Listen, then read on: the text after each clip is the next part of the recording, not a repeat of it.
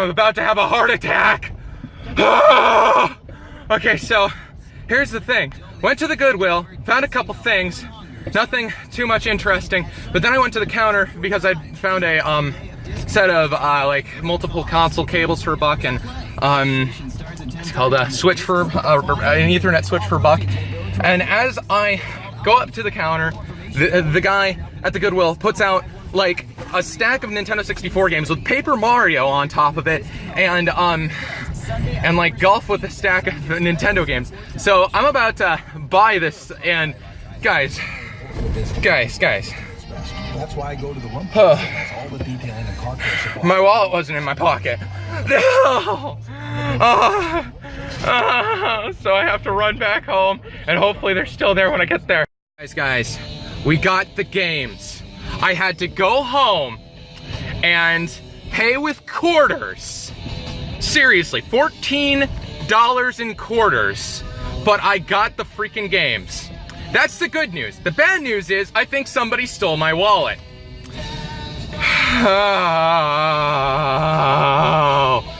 I hope you liked that little intro bit. Just to let you guys know, I did end up finding my wallet. That was a little bit of an overreaction. It was actually on top of my drum set very conspicuously. So I could have very easily saw this if I didn't have tunnel vision, because I had left, I know at least for sure, Paper Mario for the Nintendo 64 and Golf for the Nintendo at the Goodwill. So yeah, I did manage to find it though on top of my drum set. So instead of doing the logical thing, like look for maybe like 5 more seconds to find my wallet, I grabbed a piggy bank full of quarters and drove over to the Goodwill. But I'm going to tell this story in entirety because it's kind of fun. So anyway, I had left actually my parents' house to go here, change into my work clothes, which I'm wearing right now, and then I drove, I was about to drive to work, right? Well, I figured, you know what, I have no idea why, but for some reason I just arrived at the Goodwill. Like, I swear I have this, I go on autopilot. Like, if I'm meaning to go to the pawn shop, I might just drive over to the Goodwill or vice versa. I end up usually finding stuff. Like, for instance, that happened with, like, my 150 plus record haul, which I'm planning on editing eventually, whenever my computer decides to stop being a jerk. But anyway, yeah, so that usually ends up being a good sign. But I was thinking at first, man, I call it my dusty sense. Guys, I'm insane. I'm seriously, like, they should give me a mental evaluation or something like that with the stuff I come up with. But my dusty sense brought me to Goodwill, and yeah, definitely. But anyway, all I managed to find was, which I'm actually kind of excited I found these. We found a set of multi-console wires for the PlayStation 2 and 3 and 1, the Xbox 360, and the Wii, which I actually needed another set of those because I actually have my PlayStation 2 out at my parents' house. And I'm currently playing Persona 3. However, the problem is I have that thing hooked up through composite, so it looks really, really bad. So yeah, I'm going to be bringing those out there tonight because I'm dog sitting at my parents', and I'll be able to play Persona 3 in glorious 480p. Well, at least with component cables. I don't think Persona 3 does progressive scan. But anyway, we also found, I figure I might as well get these out of the way. I found this switch, nothing to do with video games, but yeah, whatever. It's another network switch. You can never have too many network switches. But anyway, as I was about to run over to the counter to check those out, and I was like contemplating these for like those things for like a minute. So if I wouldn't have saw those, I wouldn't have went up to the counter to see the video games that I saw on that counter. And there's just a stack of Nintendo 64 games and a stack of Nintendo games with Golf at the top of it, and a stack of Nintendo 64 games with not Super Paper Mario, Paper Mario on top of it. So I was like, oh, are you guys, is someone else buying these? And he's like, no, I was just about to put them out. The guy at the counter, that is, by the way. So I was like, okay, well, I'll go ahead and probably get them all, because I saw Paper Mario had a $1 written on it. So yeah, I knew I should probably just go ahead and buy the entire stack, right? So he grabs those, ready to check out, and I'm just about to grab my wallet, and I have this, oh no moment. Guys, my wallet wasn't in my pocket. My wallet wasn't in my pocket. I'd already used the emergency 20 that okay, so here's a video game collecting tip. If you ever go out garage selling Goodwill's pawn shops, you will thank me for this eventually. You will be like, Dusty, thank you. All right. Basically, the emergency 20 is what I like to call it. It's a $20 bill that I keep up in my visor. So if I ever find video games, usually a $20 will at least be enough to cover it. But if not, like if I found $100 of video games, I'd be able to put that $20 down as security so they keep the games. And so, you know, they know I'm serious to come back and pick it up with like the other 80, for an example. I've actually used that method before, by the way. So it's not insane. I've used the E20 before, as I like to call it. And it is a really, really good tip. So if you collect video games, that's one to put in the history books.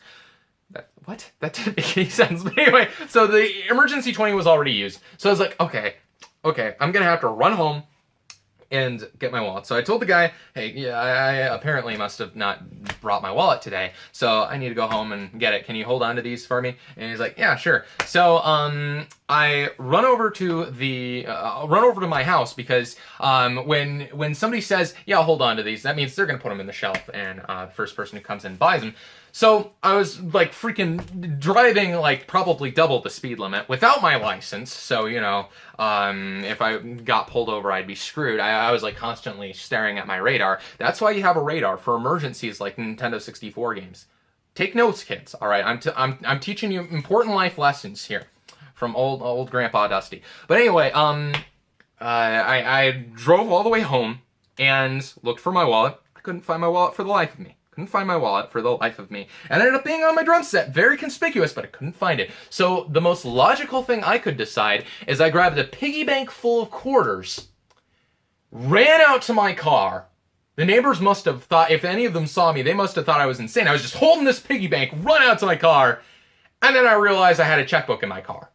So I was like, okay, well, maybe it would have been a logical thing to use the checkbook. But anyway, I drive over to the Goodwill and grab my checkbook, and I have the piggy bank in my hand just in case, you know, they don't accept checks or something like that. Because what is this, 20th century? Nobody accepts checks anymore. And sure enough, the Goodwill doesn't accept checks anymore. So, yeah, I actually had to end up using my piggy bank full of quarters to pay for all of these things you see here, including those cables, that switch, and all the video games. So I totaled that up, 56 total quarters.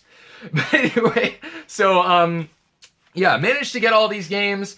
Luckily, they were all there. He had actually already put them all in the case. So, yeah, anybody who wanted to get them could already go and get them. But hey, at least the cables and the switch were there waiting for me, too. So, because, you know, he'd actually put those in the, you know, he put those under the counter, but he didn't put the games under the counter.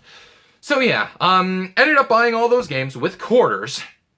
So here's what I ended up with, guys. I ended up, first of all, you already had heard about this one. Golf for the Nintendo. Just picked this game up from a pawn shop in Mason City for $3 in the last pickup video. So yeah, $1. That's a better price to pay for it, but you know, whatever. I'm happy with having two of them, I suppose. And they're both 5-screw, by the way. So you know, no variants to them. But yeah, anyway, next up we found Prisoner of War for the Nintendo, which I already have right here in this little case thing here. But yeah, Prisoner of War.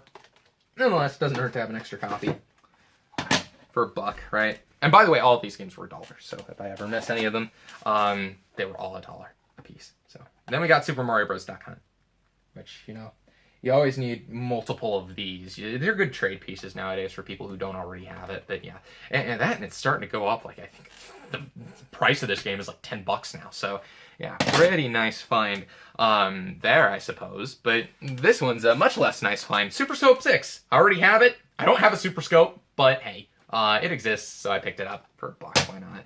It's a good back. Like, the back of it's nice. So, hey, if anything. But yeah, next up, the Nintendo 64 games. Now, I'm not gonna lie to you guys. Some of these are interesting, some of these are not, so I'm just gonna blow through the uninteresting ones. We got Madden Football. Do I really care? But yeah, it has a nice back on it anyway. We managed to find Tony Hawk's Pro Skater, which I already do have, and I actually put it right here. Tony Hawk's Pro Skater. Mine was in better condition, so yeah. But it was $1, so might as well pick that one up. We managed to find one that I didn't have, Asteroids 64 Hyper, or Asteroids Hyper 64. I don't know how you say it, but yeah, it's Asteroids. Yay.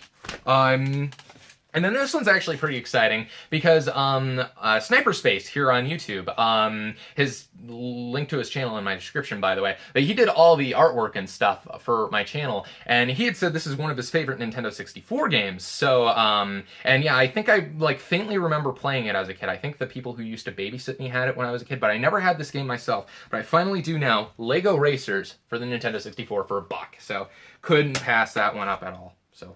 Gonna have to try that whenever I hook my N64 up again, because my game consoles and stuff are just a mess of wires right now, so gonna have to figure that out. But yeah, now the next games here are like freaking okay. So imagine the 3 most desirable games for the N64. Well, those are Clay Fighter's Sculptor's Cut, Conker's Bad Fur Day, and probably Bomberman 64. Maybe Bomberman 64 is ahead of Conker's Bad Fur Day. I don't know.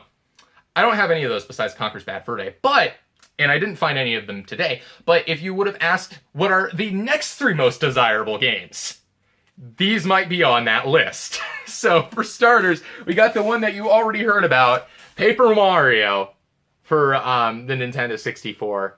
And yeah, Paper Mario for the Nintendo 64. Guys, I freaking love... That was really creepy. Anyway, I really loved Paper Mario 1,000 Year Door for the GameCube, so having the original Paper Mario is freaking awesome. I cannot wait to play this. I'm probably going to get through the entire Persona backlog. But after that, probably going to go ahead and play Paper Mario because I've heard it's really, really, really good. That is heavy. But anyway, probably because of all that graphics processing stuff they put in it. Like, this cartridge is, like, amazing fate of human advancement and technology. Like, seriously, they packed some really cool stuff into this cartridge. But, yeah, the only problem with it is a little scratch on the back. But it is a standard back, so you could replace that if you wanted to. I'm probably not, because I like to keep the games the way I found them. Because, you know, these have a cool story behind them, so... Kind of like my Game Boy Advance SPs that I had bought for 50 cents a piece, and I did not have freaking $2 on me to buy them. Very similar story to this one, actually. So, yeah, maybe I should learn from my mistakes instead of making basically the exact same mistakes over and over again. But anyway, you guys want to see the rest of the games, and I want to show you guys the rest of the games. So this one's not as exciting to me because I've never been a huge fan of this series.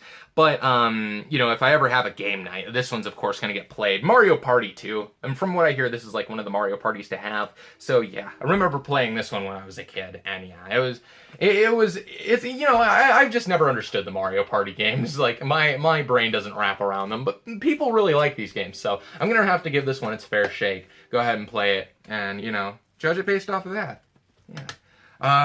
And last but not least, guys. Last but not least. Here's one of those games that you just gotta, guys. Harvest Moon 64. Harvest Moon 64. Now, Harvest Moon 64, it's like one of those games, you know, it's one of those games that, you know, I've always wanted to get into the Harvest Moon series because I freaking love Animal Crossing. I freaking love, like, those simulator type games. So, Harvest Moon has always been a series I wanted to get into.